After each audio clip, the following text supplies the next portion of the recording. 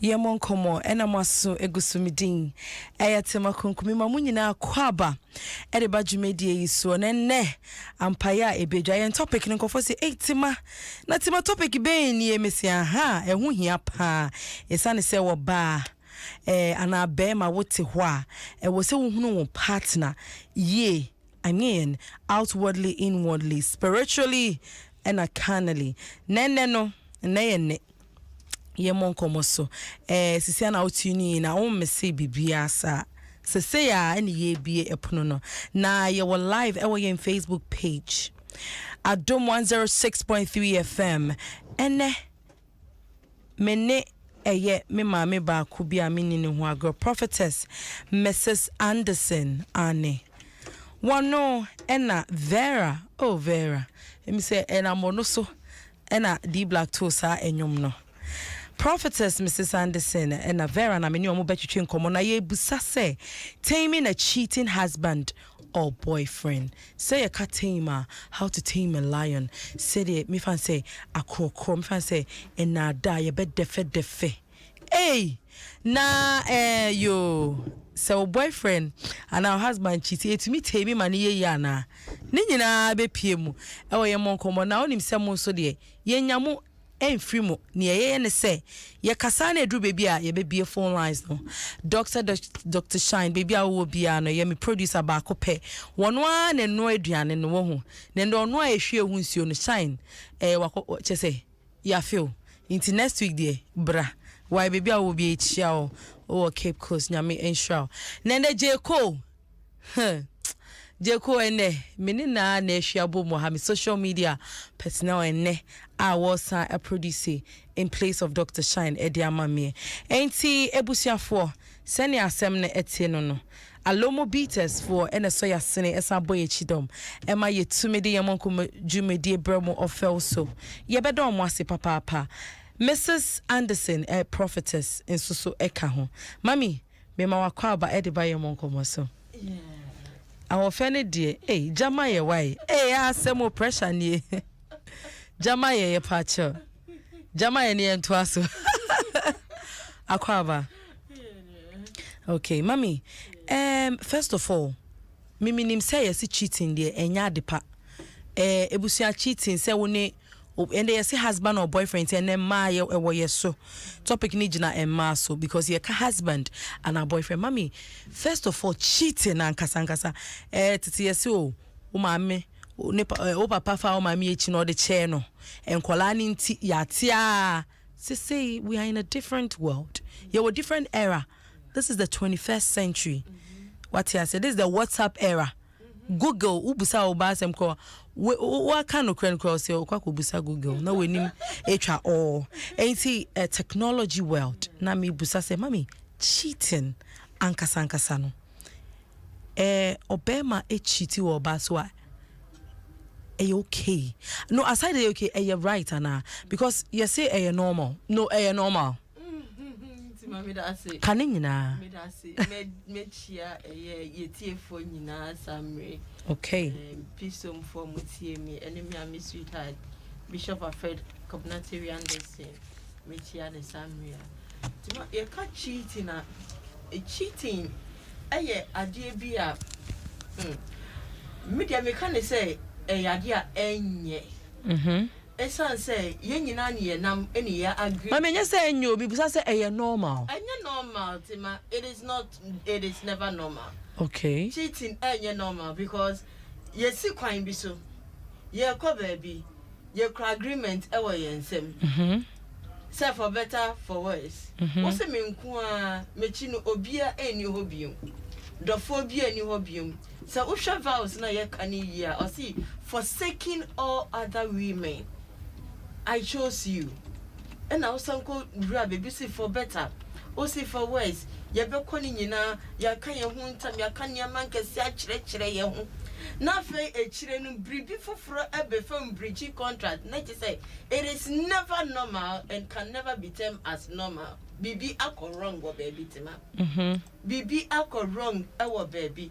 enti edru sa level na just say eni braba ya kasa titine na ebia ya maame mo ni ade no mu ebe kasa me ye no metua so ana say me njai mo papa ho enkola ni nti me nda so entina say it depends on a certain relationship a wo mu mienu ni mu wo mu ntem a enu ti wo be kasa ebia me njai e ma ne nko ana say me jai amanako bribi bond bi she baby enu na ekasa wo edu baby asa bond ne na ekasa ema mu mienu no se nipa ne ye wieye no osan na chibe pa acho a chopa no was it genuine ne obeka chiro bia no ugidi ya na ne oyeye bia no aso what was his state of mind or the koyes ade no odona sana bribi akọ achiwa na e si ye ntia ma be ma no eja oba no at that certain stage ni say makwakofa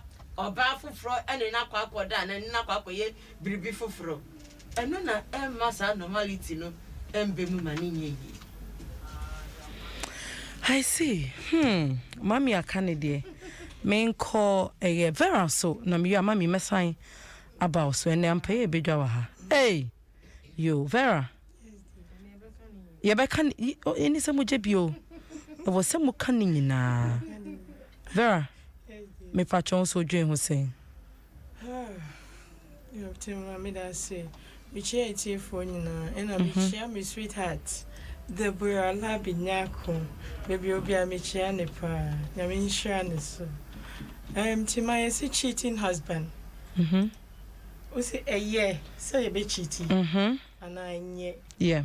For me, enye because nipa mienu and I'm agree say move to kwan and I'm ko baby. Yeah.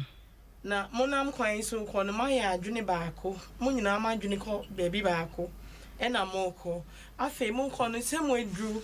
Se mo ndu ye na obi apaya fa ha. Meanwhile nyina ye right direction. But obi apia fa left. And then they see ye ntia obi apia fa left.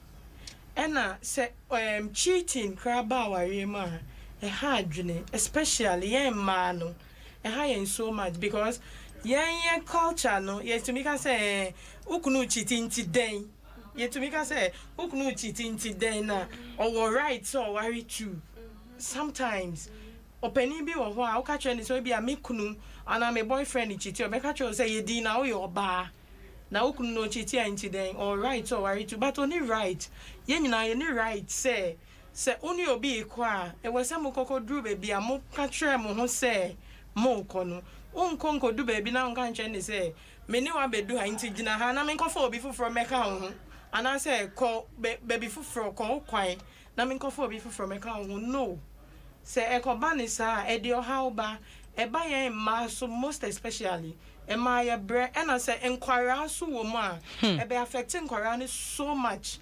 Say broken home because cheating it to me the broken home ba fine say broken home ni ko ba enkwara ni bre e ma ni ya bre but e do baby we move on. How about enkwara no akwara to me move on from ne mama and I say ne papa why so ya akwara say when yin po dia e no kwa enye easy say akwara beka say na me mama ni but say ade onya me mama and I say me move on o me mama hu no obetumi aka wo wano ana me papa ho betumi aka wo wano but umu no enye possible because moja e de oba wiase oti ase enti say yes cheating na enye se oba ana bema ebe cheat ewo na nyonku echi no. Okay. All right. First of all, mommy, a day ne betumi ama obema e cheat on oba. Because sometimes obeye bibia e de ama bema obeye loyal. Me fancy be awa worry and I won't worry amu date seriously. Obeye loyal. Eduane obeye ama no. Chese bibia emma relationship need to see bibia ye wo be mo because your baby omo relationship ade omo nye caring. intiano no de say ye cheati a ye disi ye be cheati cause cheating bi wa ho a usumi say obi o hokra de ne say oni ni kunu kra beda ebu a the whole 3 months don ni kunu that one inti sa no so fa wechi a eno no one na wa ya na say ye me e na mai oh mami no say niam bi wo ho da na akwema ba ye wo ma bi so wo ho a they do everything if a bano says se bi mpemu agora what the man say ne anopo ewie you or the bema because on person bema reason to cheat eduane obeye respect number 1 obuade oye neat o treat your friends nyina equally mami still me na be say still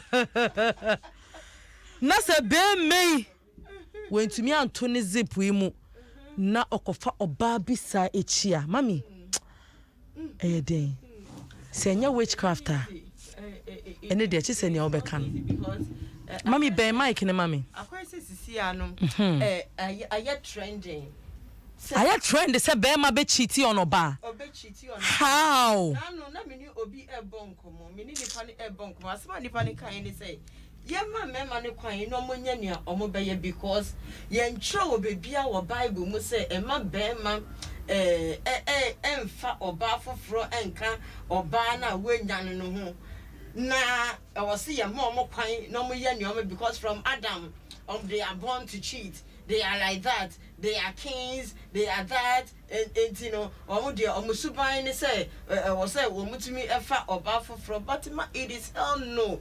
It is never known.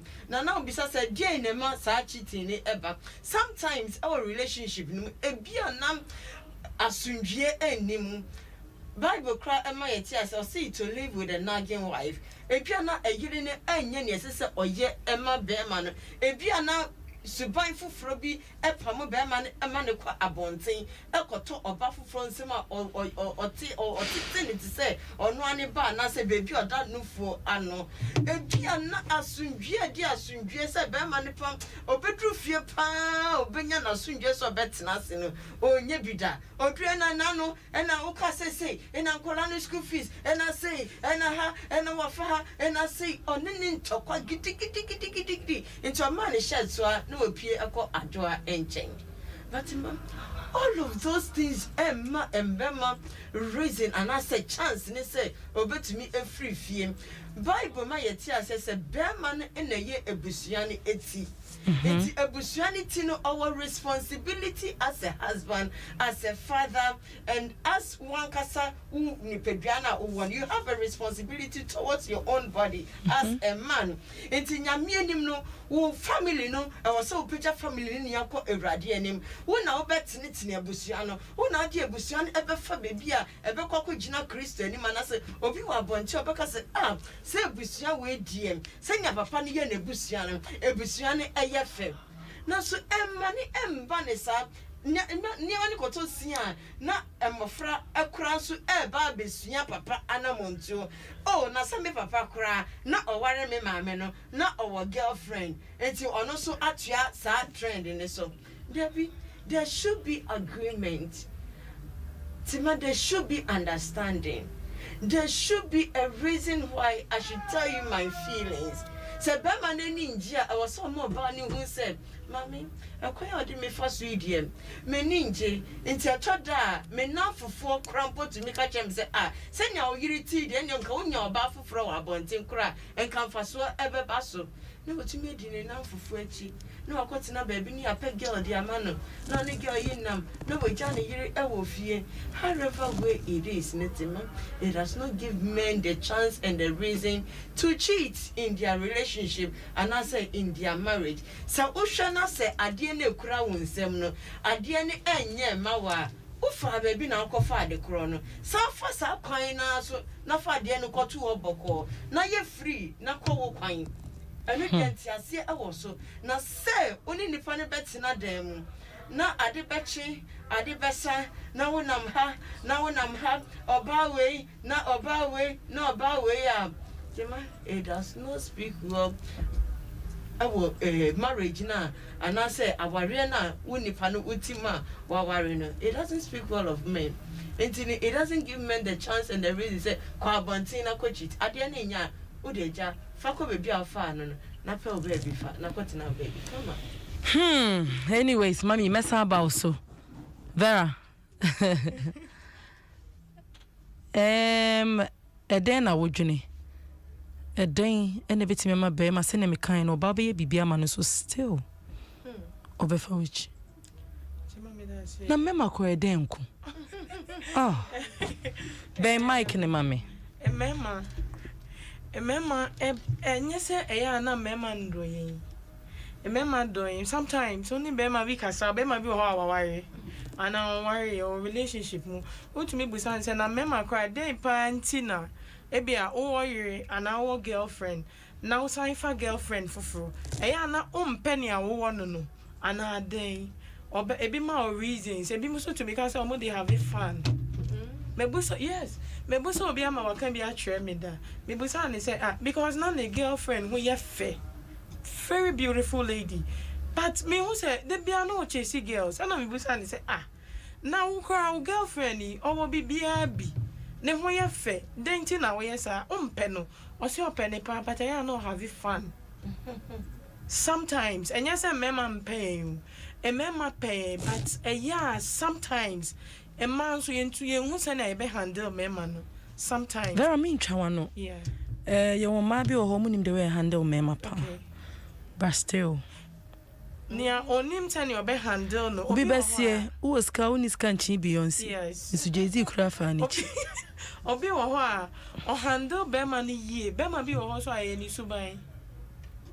Bema be or you cannot change. We be spiritual no. Yes, Bema be or we be say family trend. Say or baby so on to me in son because to me who are bad so Nikunu was cow and bibia but cheaty.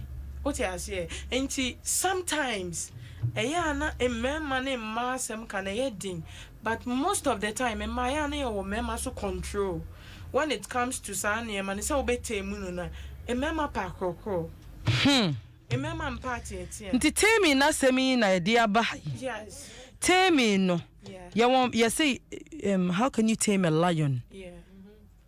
Anya lion ni nyina na ebi ye yellow. Yes. Ebi wo ye tiger. Ebi ye black. Nti no temi ni o mo different because be ma bi o temi kura ntemi. Yes. And Kan ni nyina. Mema penny pe. Sometimes ye ma mema kra no. Ade bi wo ho aka say ade we menye. De bia obehu say de kode no oye. Ya na ye wo mema. Nti say ye to me handle o mti say na ye handle ye ma mema na. Ye betumi anya o mo say na ye pe. Na one thing so they say nipa. You can never change a man. Sometimes bema bi wo ye ne dan untumi change no. Eno no una obehu. Se obetumi atena ho when we say bia we say mema ne nom alcohol. But de bia obeba no na wanom. And it is up to you to decide. Say ade a wo se wo mpei de bia oye. Nti obetumi atena ade we hu for 60 years of your life. And 10 years of your life. And 20 years of your life. If yes, any obeka wano atum. Na what now? If no, any obetwa so ntem because o jeje so kodu baby ebe ya asema ma wankasa. Nti bema ana oba ye nyina ye nyepe ye free different homes. Nti sane ebe ya ye nyina ye ho beto ye no hu nipa no na oka niema bi twe no na otumi diso a esisa eye say on to me na wo take you decision. Obetumi bema bi obetumi akokoro no obetumi ama na aduane obetumi aye ne bibia obesi ne niama obeto obeye bibia but de kode a opese osisa mo ho no on sisa obi ohoso a ontumi hu say oba we beboa me oba we ba me life mu no niama bi wo ho a osisa me film nti ma me ntie ne a oka no na me nsisa film ebi mu tie ebi mu so ntie nti wo hia ne obetie a na one na ko hia ne ontie a na we so because a long way our year enye short enye 2 weeks thing a lifetime thing nti se beboa wa udi so emwa wa na we so yeah.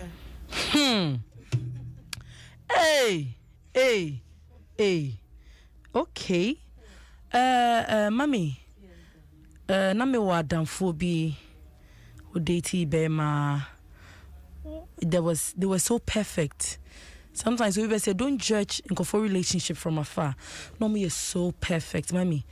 it drew so mo be worry and a boy no akonye movie for mistakenly and unti no ebe ma relationship ni say because oba ne say eba foforo aba whilst I am there esono se na wanyem ne dada ena ubehia me eno de obi enim so wanyem na mo agyae it's like wo and all that na woni ne wo ho a wanyem oba foforo de mami edey ena nkrofo ebeka me hwe sa scenario ni ahwese sa be ma sa no ye temi no e ma ne ye ana se ne lion e red o se black o eno de ye ntumi nkyere madam fu wo tie me sese ya ti ma me edey ena madam fu yi wonye ti ma me da say me di kan me kasa ne me kan bi say relationship is based on commitment me ne wo odo ani ayonkofa bi ewo ye mfinfin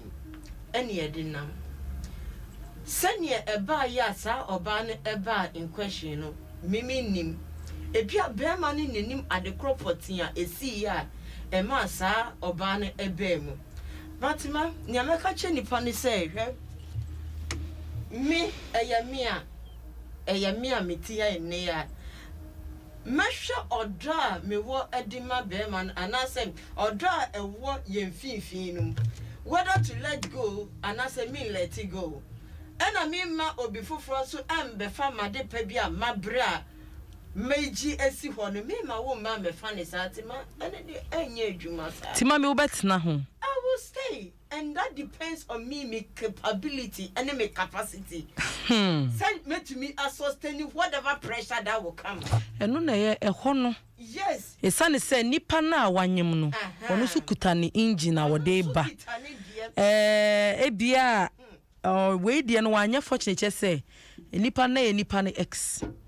Antino they have some kind of bond. Omo giant and they were trying to who say that girl no wo na why and they were trying to be together. Intino akoye bibia wo ho. And as say boy so say